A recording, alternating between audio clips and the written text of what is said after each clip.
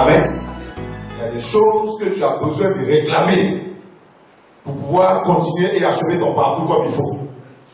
Il ne faut pas te taire, sinon ça va passer. Rappelle-toi de Bartimée. Il était arrêté quelque part. Son miracle était en train de passer. En d'autres termes, vous savez que Bartimée, le fait de voir, ça changeait tout dans sa vie. Amen. Donc le changement de sa vie était en train de passer comme ça devant lui. Et il crie et tout le monde lui dit tais-toi. Amen. Ce n'était pas juste une question de guérison, c'était le changement de toute son histoire qui était là en jeu. Bartimée pouvait se taire et ne pas réclamer. S'il se taisait, sa vie restait pareille. Il y a des situations dans ta vie est en train de prendre certaines lignes. Il y a un changement qui va se provoquer dans ce mois-là. Amen. Amen. Qui est en train de passer, cette grâce est en train de passer pour toi. Si tu te tais, ça va passer. Mais si tu sais réclamer, le monde spirituel s'arrêtera pour toi. Et Dieu te répondra avant de continuer sa route. Amen. Amen. L'ange de Jacob est descendu, Jacob a réclamé sa bénédiction. Les deux se sont battus jusqu'au matin. Et ensuite, il a changé le statut de Jacob. Amen. Amen. Tes prophéties sont en jeu, ta destinée est en jeu, ton avenir est en jeu. Tu peux laisser l'ange là et partir tranquillement avec ta bénédiction. Comme aussi tu peux réclamer ta bénédiction et ça va se faire. Dis Amen. Vous voyez, une question en cette saison est soumise à la violence. Ce sont les violents qui s'en emparent. Amen. Tu frapperas le monde spirituel, tu frapperas le monde physique. Afin que ta vie change. Dis Amen. Moïse était en train de mourir de soif et son peuple, Dieu lui dit frappe le rocher et l'eau va sortir. Et il a frappé le rocher et l'eau est sortie. Amen. Il y a des rochers qui doivent libérer leur eau pour toi en cette saison. Ta vie ne sera plus assoiffée en matière d'argent ni en matière de joie. Dis Amen. Amen. Afin qu'après ce mois de juillet, le dernier virage de l'année soit favorable pour toi. Dis Amen. Amen. Il y a quelqu'un qu'il faut que quelque chose change. Tous les moyens qu'on peut utiliser, il faut les utiliser. Le premier moyen que tu as, c'est la puissance de Dieu. Amen. La grâce de Dieu avec toi ne dort pas quand Dieu est prêt à t'aider. Alléluia. Alléluia. Tu as une destinée glorieuse à accomplir. Je rentre avec ça. À accomplir. Une destinée glorieuse. Quand tu prends cette histoire de Jacob, on lui dit, il n'est même pas encore né. Quand déjà le ciel s'ouvre et le ciel part, et le ciel dit, cet enfant-là est appelé à devenir une nation qui va assujettir les autres. Mais il n'est même pas encore né. C'est juste un enfant, un embryon dans un peuple. Mais voici déjà ce qui est arrêté sur sa vie. Enfant de Dieu, je ne crois pas que quelqu'un soit venu ici à l'ambassade des vainqueurs sans avoir une destinée glorieuse. Tu ne peux pas accepter Jésus-Christ si tu n'as pas la gloire dans ta destinée. La vie de Christ en toi, c'est l'espérance de la gloire. Tous ceux qu'il a connus d'avance, il les a aussi appelés, il les a prédestinés à devenir semblables à l'image de son Fils. Ceux qu'il a prédestinés, il les a appelés, il les a justifiés, il les a glorifiés. Donc la gloire fait partie de ton histoire divine. La gloire fait partie de ta destinée divine. Tu n'es pas, c'est pas toi qui as désiré la gloire te recherche. Elle est déjà décrétée dans ta destinée. Alléluia. Que l'on veuille ou pas. Jacob n'a pas fait exprès pour entrer dans la gloire. C'est pas que c'est lui-même qui a décidé, mais la chose est déjà décidée depuis le 3e ciel, avant même sa naissance. Dis Amen. Est-ce que tu crois que tu fais partie de ces hommes et de ces femmes appelés à la gloire de cette génération? Quelqu'un dit Amen. Tu as une destinée glorieuse à accomplir. Mais dès l'instant où il en est ainsi, l'accomplissement de cette destinée-là, l'accomplissement de cette destinée nécessite forcément un plan, c'est un plan de la part de Dieu. Dieu mettra un plan en place. Pourquoi?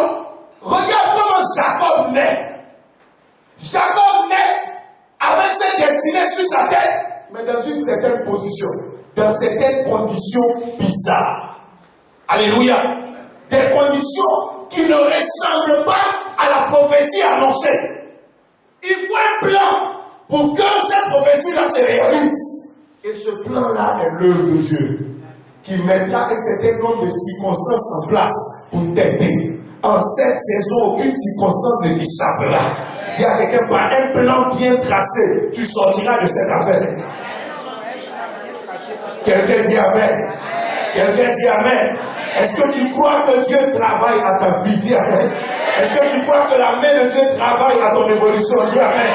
Quelqu'un dit Alléluia. Quelqu'un dit Alléluia. L'accomplissement de cette destinée-là oblige Dieu à mettre un certain plan en place. Mais inévitablement, tu as des adversaires aussi qui ne vont pas dormir et qui aussi mettent un plan, je vais dire un contre-plan en place pour empêcher le programme de Dieu de se réaliser. Pour empêcher le plan de Dieu de se réaliser.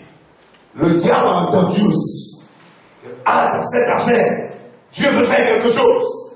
Rappelez-vous que l'histoire de Jacob est la suite de l'histoire d'Abraham. Dieu a déjà dit à Abraham, voici toutes les familles de la terre seront bénies en toi.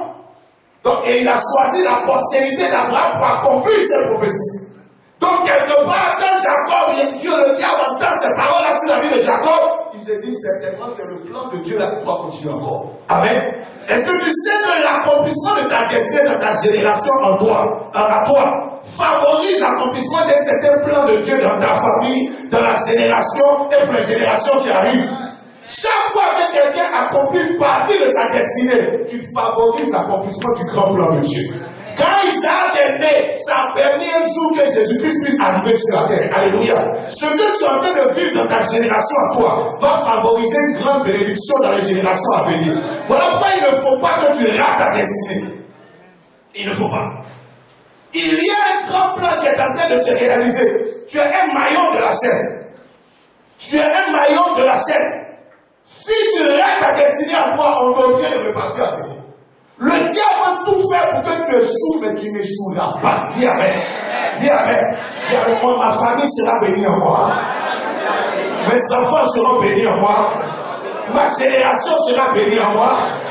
Au nom de Jésus de Nazareth. Quelqu'un dit Amen. Quelqu'un dit Amen. Il y a une volonté divine de Dieu qui doit se réaliser dans ta vie. C'est le plan, c'est ce qu'on appelle la destinée de Dieu. Mais quand tu regardes, la Bible dit que ta volonté soit faite sur cette terre comme elle est faite au ciel. Le ciel, ce sont les conditions. Le ciel remplit les conditions favorables à l'accomplissement de la pensée de Dieu. C'est facile de le faire. Dieu règne là-bas. N'est-ce pas? On dit le ciel est son trône. Il règne là-bas. Par contre, sur la terre, il y a un autre qui règne. Il y a d'autres qui règnent parce que la terre a été confiée à l'homme et par le péché, l'homme a vendu la terre au diable. Donc la malédiction, les programmes du diable, la mort, toutes ces choses-là sont rentrées dans le programme de la terre par l'homme. Mais Dieu qui a sa création va récupérer sa création. N'est-ce pas? La Bible dit qu'il y a un plan de rachat qui a été mis en place. Et il a annoncé à Adam que ce plan va passer avec toi. Il dit ta postérité va écraser la tête du serpent. Alléluia. Donc il y a un plan de rachat qui a été mis en place. Mais entre-temps, il y a aussi la volonté du diable qui se fait ici. Donc tu es tiraillé entre plusieurs volontés. La volonté de Dieu et les autres volontés autour de toi. Le diable veut faire de ta vie quelque chose. Les sorciers veulent faire de ta vie quelque chose. Tes parents veulent faire de ta vie quelque chose. Tes ennemis veulent faire de ta vie quelque chose. Et Dieu veut faire de ta vie quelque chose. Alléluia. Et tu es au milieu de cette affaire. Quelquefois, même un enfant, simplement arrêté comme ça, son oncle pense à quelque chose, son père pense à quelque chose, sa mère pense à quelque chose, sa tante pense à quelque chose, son grand-père pense, toi seul. Tu es au centre de cette affaire. Tu vas voir que quelqu'un aura de la joie par rapport à ta vie lorsque tu accomplis sa volonté. Lorsque tu deviens ce que la personne souhaite. Mais aussi longtemps que tu ne deviens pas ce que la personne souhaite, tu as problème avec cette personne. Je déclare que tu auras problème avec le diable, tu auras problème avec la sorcellerie, tu auras problème avec tes ennemis, parce que ta vie n'accomplira pas leur volonté. Dis Amen. Dis Amen. Tu n'es pas né pour remplir, pour satisfaire le cœur de quelqu'un. Tu es né par Dieu afin que la volonté de Dieu se réalise dans ta vie. Dis Amen. Voilà pourquoi justement, lorsque tu te décides à accomplir cette volonté de Dieu dans ta vie à toi, les persécutions démarrent. Jésus dit, tu auras des biens, tu auras des amis, tu auras des maisons, tu auras toutes sortes de choses, mais avec des persécutions. Parce que quelqu'un ne sera pas d'accord. Quelqu'un ne voudra pas que ça arrive dans ta vie. Quelqu'un ne voudra pas que tu accomplisses cette destinée. Nombreux sont ceux qui vont te persécuter. Tu sais qui t'a appelé, mais tu ne sais pas qui va te combattre. Je parle à quelqu'un. Tu sais qui t'a choisi. Tu sais que c'est le Seigneur, mais tu ne sais pas qui va s'opposer à toi. Tu ne sais pas d'où ça va venir. Tu ne sais pas quand ça va venir. Tu ne sais pas comment ça va venir. Alléluia. Mais c'est sûr que ça va venir. Amen. La Bible dit la lumière est faite pour être sur le chandelier. Ça veut dire que chaque fois que le diable se rend compte qu'on a lu quelque part une lampe, c'est qu'il sait que quelqu'un va vouloir s'asseoir sur le chandelier. En d'autres termes, on va vouloir élever quelqu'un pour positionner la personne sur le chandelier. Il faut tout faire pour que ça n'arrive pas. Mais tu y arriveras par la grâce de Dieu. Alléluia. Dès l'instant où le Seigneur t'a donné comme une lumière du monde, c'est qu'il y a ta place sur le chandelier. Tu dois quitter le boisseau. Tu ne resteras plus à cette place-là. Il y a une place qui est créée pour toi sur le chandelier. Je déclare que tu prendras ta place au nom de Jésus de Nazareth. Quelqu'un dit Amen. Quelqu'un dit Amen. La volonté de Dieu dans ta vie rencontrera des oppositions. Mais il faut que tu arrives à les vaincre. Toutes sortes d'oppositions. Amen. Pour que cette volonté se réalise, il y a beaucoup de choses à récupérer. Regardez que Jacob est né. On dit qu'il doit devenir le plus fort. Mais entre-temps, il est né le dernier. Donc, première chose, il y a des droits même à récupérer. Le fait d'être déjà le deuxième veut dire qu'il ne mérite pas la bénédiction.